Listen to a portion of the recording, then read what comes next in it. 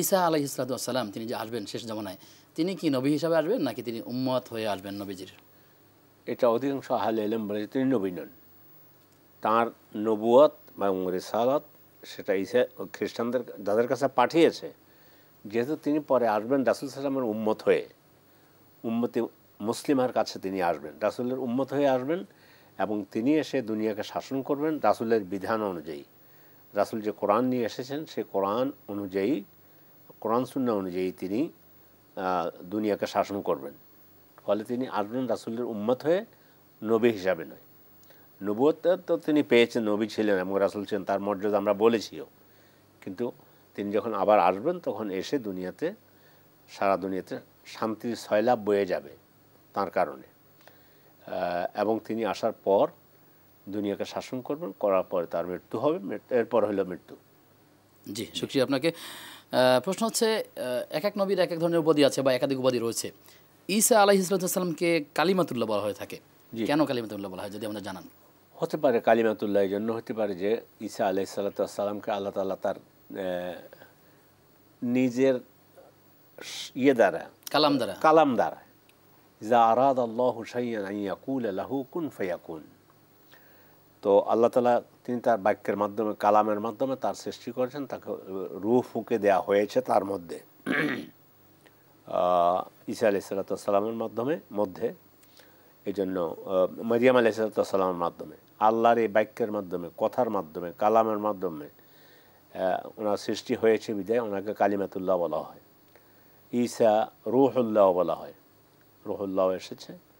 তারপরে ওনার অন্যান্য আরও দু একটা উপাধি আছে, মাসিহ ইবনে মারিয়াম, ঈসা ইবনে মাসিহ, ঈসা মাসিহ, মাসিহ বলা হয়। মাসিহ, জি মাসিহ, মিম সিন ইয়া হা, মাসিহ। মাসিহ শব্দ মাসহুন থেকে। আল্লাহ রাব্বুল আলামিন প্রত্যেক উম্মতের কাছে নবী পাঠাবার সময় ওই সময়কার ওই উম্মত, ওই জাতি যে বিষয়ে সবচেয়ে বেশি পারদর্শী, মানে ওর উপরে আর কোনো শ্রেষ্ঠত্ব নেই, ওরাই সেটা ছিল ইউনানি চিকিৎসায়। তখন আহলে কিতাব পৃথিবীর মধ্যে একবার চূড়ান্ত সর্বোচ্চ ছিল। আচ্ছা আচ্ছা। কিন্তু তারা কুষ্ঠরোগীর কোনো চিকিৎসা আবিষ্কার করতে পারেনি।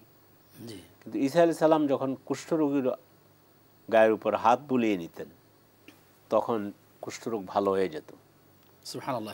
আমাদের নবী সাল্লাল্লাহু আলাইহি ওয়াসাল্লামকে আল্লাহ তাআলা তিনি ওই সময়ে সাহিত্য শিল্পে পৃথিবীর মধ্যে আরবরা ছিল সর্বশ্রেষ্ঠ।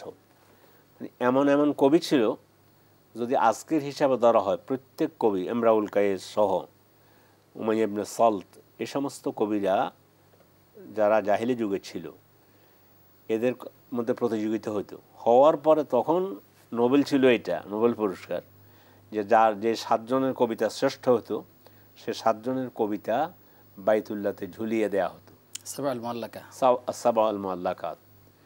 তো এখনকার এই বর্তমান যুগে যে নোবেল পুরস্কার দেওয়া হয়, পৃথিবীতে বড় পুরস্কার দেওয়া হয় নোবেলকে, কিন্তু আমি মনে করি ওই নোবেলের চাইতে জাহিলি যুগের ওইটাও নোবেলের চাইতে কম না। তো রাসূল সাল্লাল্লাহু আলাইহি ওয়াসাল্লামকে আল্লাহ তাআলা কোরআন দিয়ে ওই জাতিকে কোরআনের মতো একটা কোরআন আনা, একটা সূরা আনা, কোরআনের মতো একটা সূরা ছোট্ট হইতে পারে, ইন্না আতাইনা কাল কাউসার। যে প্রশ্ন বলছিলেন যে মাসিহ, মানে এই মাসেও করে স্পর্শ করে কুষ্ঠরোগী ভালো করেছিলেন বলে তাকে মাসিহ বলা হয়েছিল। আপনি এটাই তো মূলত মেসেজ ছিল।